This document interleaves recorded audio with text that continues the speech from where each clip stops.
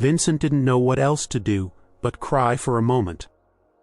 A wash of emotions flooding through his body as memories started to rush back to him, now that he'd broken whatever it was the worms had done to try and suppress his past. Aspects of this last year suddenly made more sense to him. The memories he did have before didn't explain why he always felt so damn sad when he was alone in his apartment. Plus, he had an innate sense of fear, criminal mindsets, and how to intimidate people larger or more numerous than him. What he'd seen before just looked like a normal, if boring, life. The large dragon clearly didn't know what to do about the crying human adult he was holding. And then finally, Vincent got a better grip on himself as he stopped and tried to get up. Mock helped him onto his feet, legs shaky as he stumbled forward and quickly sat back down in his chair. When the large dragon somewhat awkwardly got up off the ground, Vincent nodded at the various pitchers on the table. Alcohol?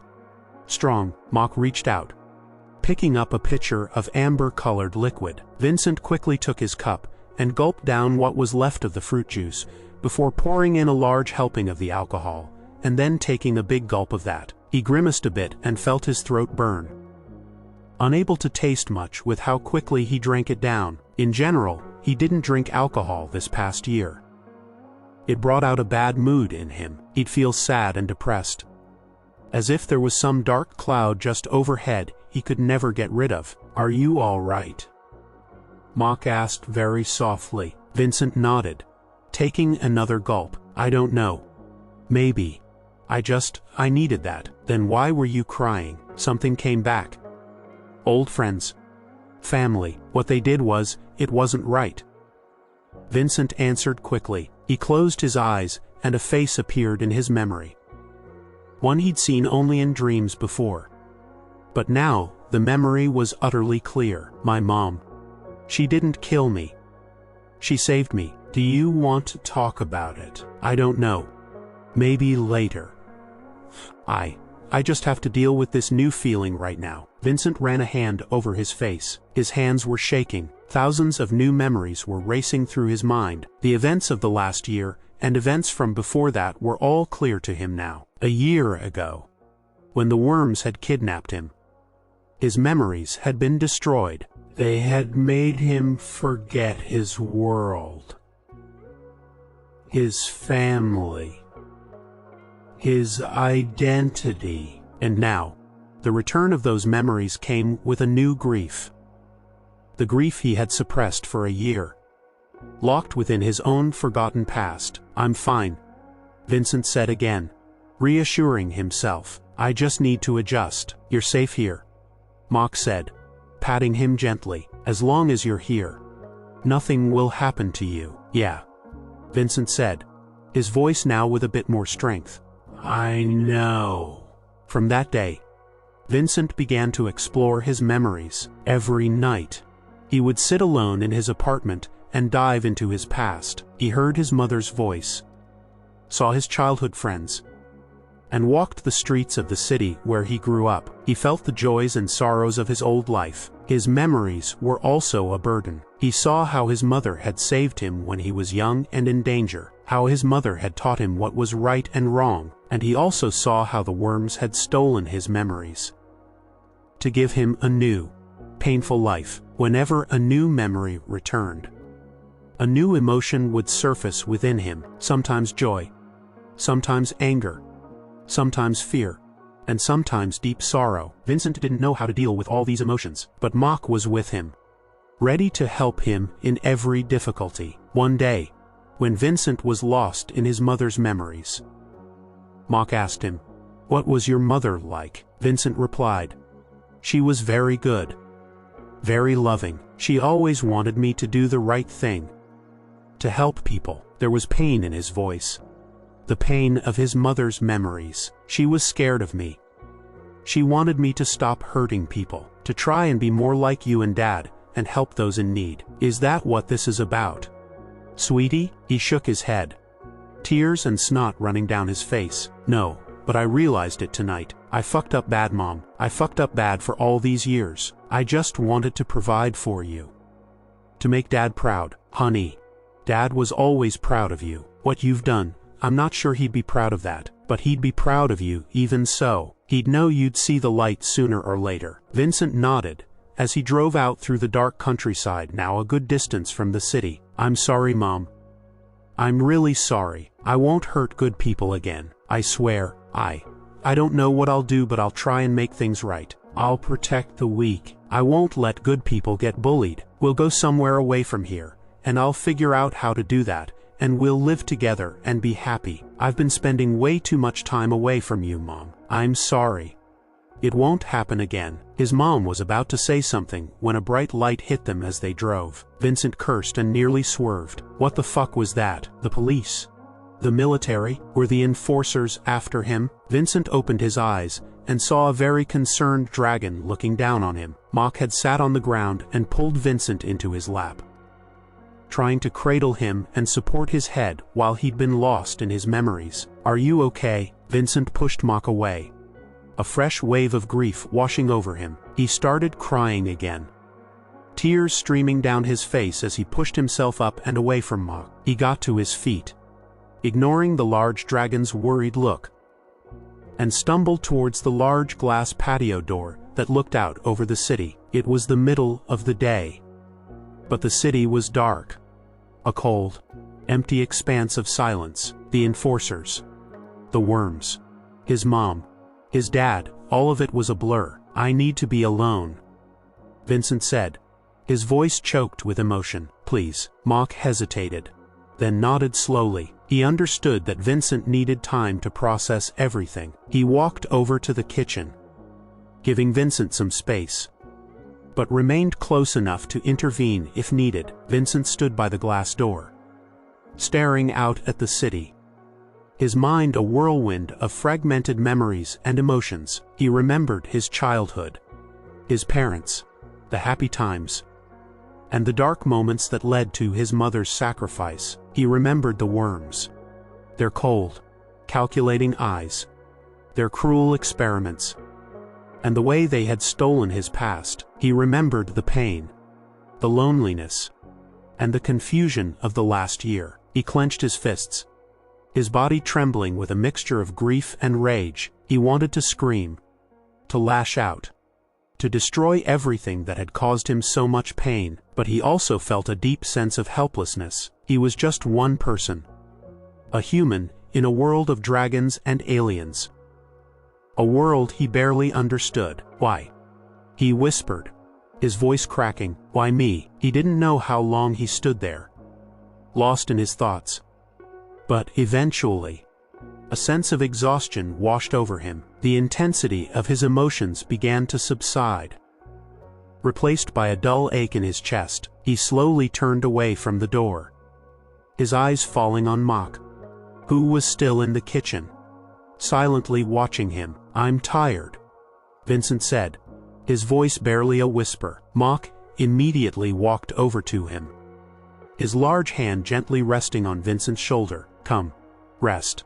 You've been through a lot. Vincent nodded, allowing Mock to lead him to the couch. He collapsed onto it, feeling the soft cushions envelop him. Mock sat beside him, his presence a comforting warmth. Vincent closed his eyes, and for the first time in a long time, he felt a sense of peace. He was safe. He was not alone, and he had someone who cared about him. He drifted off to sleep, his mind still filled with fragmented memories. But now, there was a glimmer of hope. He knew that he had a long journey ahead of him, a journey of healing, discovery, and perhaps revenge. But he also knew that he wouldn't be alone. Mock would be there, and together, they would face whatever the universe threw at them. When Vincent woke up, the apartment was dark. He glanced around, disoriented for a moment, then realized he had fallen asleep on the couch. Mock was sitting in a chair nearby, silently reading a book. Mock, Vincent mumbled, his voice hoarse. Mock looked up, his eyes meeting Vincent's. You're awake.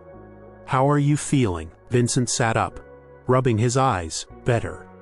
Still a bit overwhelmed, but better. He took a deep breath. Thank you for everything. It's nothing, Mock said, closing his book. I'm here for you. Vincent. Vincent nodded, a small smile forming on his lips. I know. He paused, then asked, Can you tell me more about everything? The worms. The enforcers. This world. Mock nodded. Of course. What do you want to know? Vincent thought for a moment. Start from the beginning. How did I get here? What happened to my world? Mock began to tell him the story. A story of intergalactic conflict. A hidden war between the enforcers and a shadowy organization known as the Wardens, who were secretly controlling the worms. He explained how Vincent's world had been caught in the crossfire, and how he had been kidnapped and experimented on by the worms, who were trying to create a super soldier. Vincent listened intently, his mind slowly piecing together the fragments of his past. He learned about the enforcers, a galactic police force dedicated to maintaining peace and order. He learned about the Wardens, a rogue organization seeking to destabilize the galaxy for their own gain. And he learned about his own role in this conflict, a pawn in a larger game. So, I'm a weapon? Vincent asked, his voice flat. No. Mock said firmly, you're a victim, Vincent, but you're also a survivor, and you have the potential to be much more than a weapon. Vincent looked at Mock, his eyes filled with a newfound determination. What do you mean? You have unique abilities, Vincent, Mock explained, abilities that the worms tried to exploit, but also abilities that can be used for good. You have a deep understanding of human psychology, an innate ability to sense fear and manipulate emotions. These are powerful tools, Vincent, and you can choose how to use them. Vincent thought about it. His ability to sense fear, his understanding of criminal mindsets.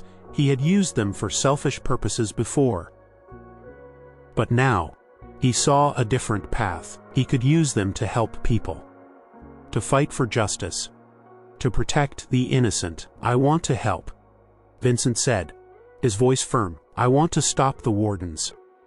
I want to make things right. Mock smiled, a rare and genuine smile. Then we will, Vincent, together. Days turned into weeks, and weeks into months. Vincent and Mock spent countless hours together, with Mock patiently explaining the intricacies of galactic politics, the technology, and the various alien species. Vincent, in turn, shared more about his past, his human world, and the life he had lost. The process was slow, often painful, but with each memory, each piece of information, Vincent felt himself growing stronger, his sense of purpose solidifying. He began to train with Mock, learning to control his unique abilities. Mock taught him how to focus his empathy, to fine-tune his perception of emotions, and to channel his innate understanding of fear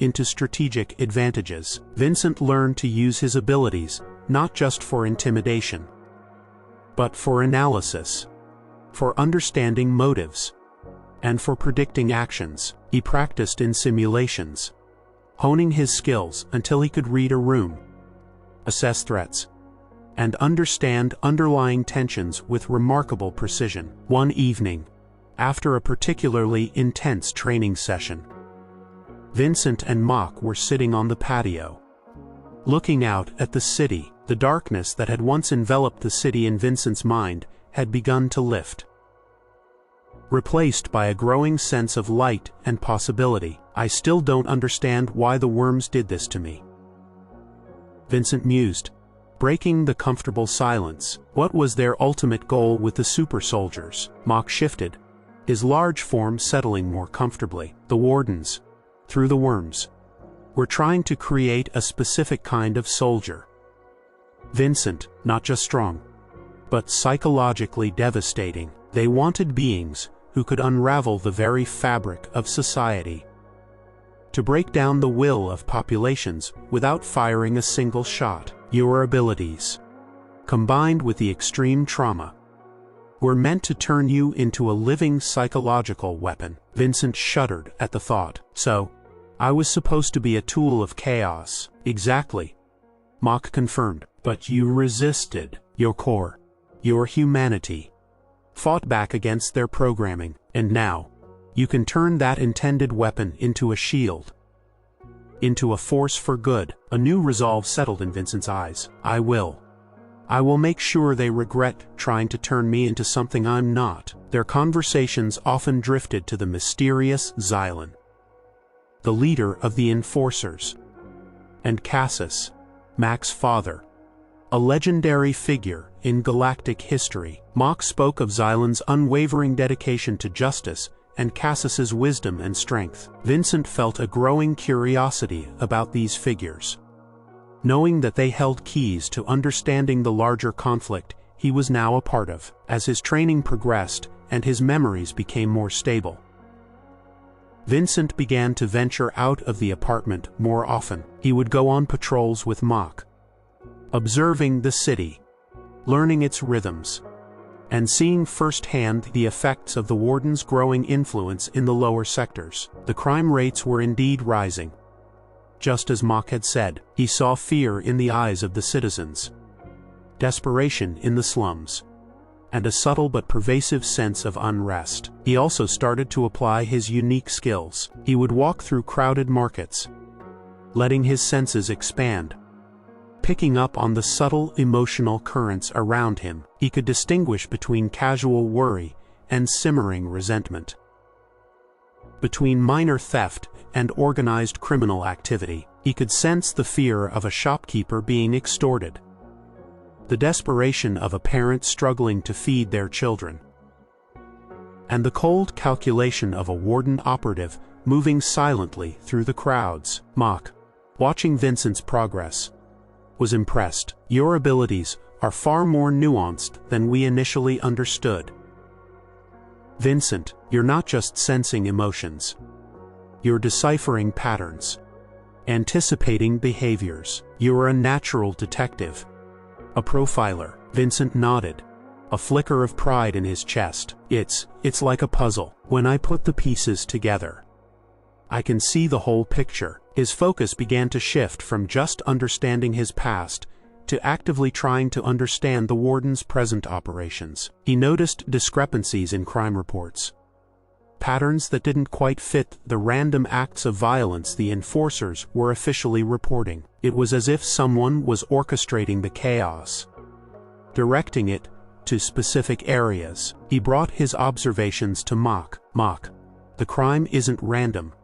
There's a method to it. Certain areas are being targeted, and it's always the same kind of disruption. Not just violence, but resource scarcity, infrastructure sabotage, things that destabilize communities. Mac's eyes widened slightly. You're seeing patterns that even our own analysis bureaus are missing. Vincent, or perhaps unwilling to see. Why unwilling? Vincent pressed. Mock hesitated, then sighed. The bureaucracy of a galactic-spanning organization like the Enforcers is vast. Sometimes, departments become siloed. Information isn't shared efficiently. Or, there are those who benefit from the status quo, even if it's detrimental to others. He paused, then looked at Vincent thoughtfully. This kind of deep-level analysis, it's exactly what Xylan values. He has always sought unique insights, unconventional approaches. A new idea began to form in Vincent's mind. If he could find these patterns, if he could expose the Warden's true strategy, maybe he could make a real difference, not just for himself, but for this entire galaxy that had unknowingly become his new home. I need to go deeper, Vincent stated. I need access to more data, to the Enforcers' internal systems, their intelligence reports, their statistical analysis. I need to see what they're missing. Mock nodded, a resolute look on his face. I'll arrange it. It won't be easy, but if anyone can uncover the truth hidden in the chaos, it's you, Vincent. Mock made good on his promise. Within days, Vincent found himself with unprecedented access to the Enforcer's analytical databases. It wasn't a direct interface with their central AI, which Mock explained was too complex and sensitive, but a secure, isolated terminal linked to various intelligence streams. He was given a dedicated workspace in a quiet corner of the Enforcer's sprawling data hub, a place usually reserved for high-level analysts. Initially, the sheer volume of data was overwhelming. Reports on crime statistics, resource allocation, population movements, technological advancements, and even psychological profiles of known criminal elements flowed across his screens. Vincent spent days sifting through it all,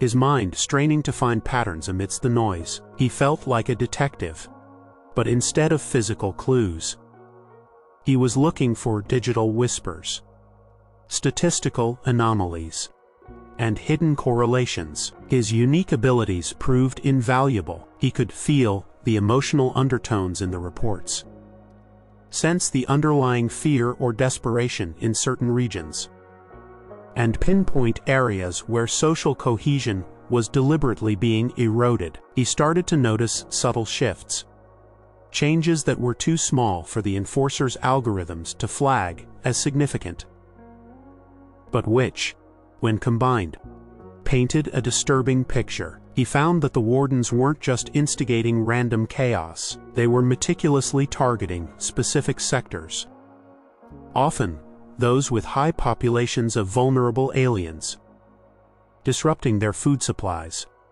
sabotaging public transport, and spreading misinformation that fueled mistrust and division. The goal wasn't just crime, it was systemic breakdown, a slow, insidious rot from within. One afternoon, as Vincent was cross-referencing a series of seemingly unrelated incidents in a low-income agricultural sector, he found a recurring pattern. Certain types of infrastructure sabotage, like power grid failures or water purification system breakdowns, were consistently followed by a surge in relief aid from unknown organizations. These organizations, upon deeper investigation, had tenuous links to shell corporations that were, in turn, subtly connected to the Wardens. They're creating the problems, then offering the solution, Vincent muttered to himself, a cold realization dawning on him. They're destabilizing these communities,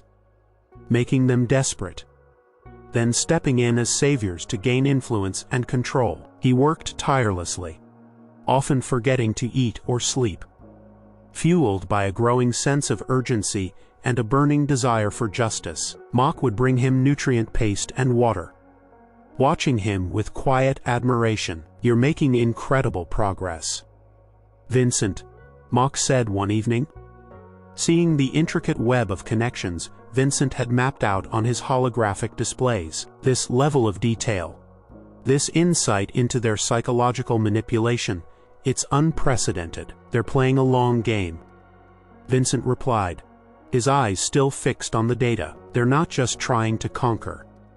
They're trying to indoctrinate. They're trying to break the spirit of these people, make them believe the Enforcers can't protect them, and that the Wardens are their only hope. His work culminated in a comprehensive report, detailing the Wardens' strategic operations, their network of shell corporations, and the psychological warfare tactics they were employing. He included projections of where the next attacks might occur, based on the patterns he had identified. Mock took the report to Xylan, the enigmatic leader of the Enforcers. Vincent waited anxiously in his workspace, the silence amplified by the hum of the data servers. Hours later, Mock returned, his expression unreadable. "Xylan wants to see you," Mock said simply. Vincent's heart pounded. This was it, the moment of truth. He had poured his entire being into this, risking everything to expose the truth. He took a deep breath and followed Mock through the labyrinthine corridors of the Enforcer headquarters. A stark contrast to the familiar comfort of Mac's apartment. They arrived at a sleek, minimalist office. The walls were adorned with ancient, intricate tapestries depicting scenes of galactic peace and cosmic order. A single, massive desk dominated the room, behind which sat Xylan. He was a being of immense stature and an aura of quiet authority. His scales, a deep obsidian, seemed to absorb the light, and his eyes, though ancient, held a piercing intelligence. Vincent. Xylan's voice was deep, resonating with a power that hinted at millennia of experience. Mock tells me you have uncovered interesting insights. Vincent felt a flicker of nervousness but quickly suppressed it. He stood tall, meeting Xylan's gaze. Sir, I believe I have identified the Warden's true strategy. They are not merely criminals. They are manipulators of social order, using engineered crises to gain control. Xylan leaned forward, his elbows resting on the polished desk. Explain. Vincent, armed with the data and his newfound clarity, began to present his findings. He spoke of the targeted infrastructure failures, the synchronized relief efforts, the spread of discrediting rumors against the enforcers, and the subtle but powerful emotional manipulation he had detected in the affected populations. He explained how these seemingly isolated incidents formed a cohesive pattern of psychological warfare designed to break public trust and create a vacuum for Warden influence. As he spoke, Xylan listened intently, his expression unblinking. Mock stood silently beside Vincent, a supportive presence. When Vincent finished, the room was silent save for the soft hum of the office's ambient systems. The silence in Xylan's office stretched, thick with anticipation. Vincent felt a bead of sweat trickle down his back, but he kept his gaze steady, refusing to break eye contact with the imposing enforcer leader. Finally, Xylan spoke, his voice a low rumble. Your analysis is comprehensive, Xylan said, the words carefully measured, and deeply troubling. Our own bureaus have flagged some of these anomalies, but never connected them with such precision. They've been dismissed as isolated incidents, or attributed to general societal unrest. They're designed to be dismissed, sir, Vincent replied, seizing the opportunity. The Wardens are experts at camouflage. They scatter their operations, making them seem random, while subtly advancing a larger agenda. They exploit the very trust people place in the enforcers, making them question your ability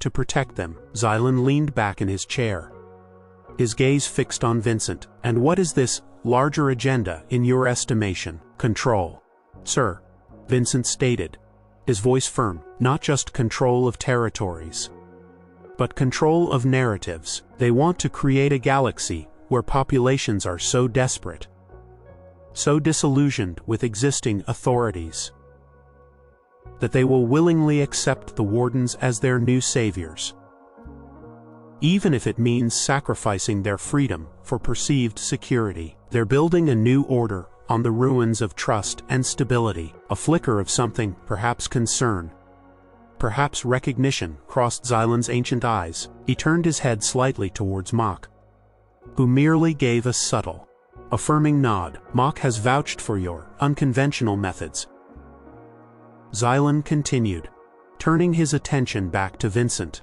and your unique background. He believes your perspective as an outsider, unburdened by our established protocols, has allowed you to see what others could not. I see the fear, sir, Vincent said. I feel the desperation, and I see how it's being used against them. My abilities allow me to connect the dots in a way that pure data analysis might miss. Xylan stood, his towering form casting a long shadow across the room. He walked around the desk, stopping in front of a holographic display that shimmered with the sprawling map of the galaxy. We have suspected a deeper network for some time. Our intelligence pointed to a coordinated effort, but the exact nature of their psychological warfare has eluded us. Your insights provide a crucial missing piece." He turned to Vincent, his expression unreadable. "You are not an enforcer, Vincent. You are different, and yet your analysis has surpassed many of our most seasoned intelligence officers. I just want to help." "Sir," Vincent replied simply, "they took everything from me. If I can stop them from doing the same to others, then it's worth it." Xylan regarded him for a long moment, a silence that felt heavy with decision. "Very well. Your report will be immediately forwarded to the High Council for review. Furthermore, I am authorizing you, under Mac's direct supervision, to continue your investigative work. You will have full access to our databases, and you will work directly with our top strategic analysts. Your insights will be invaluable in formulating our counter-strategy." A wave of relief washed over Vincent, quickly followed by a surge of renewed determination. This was it.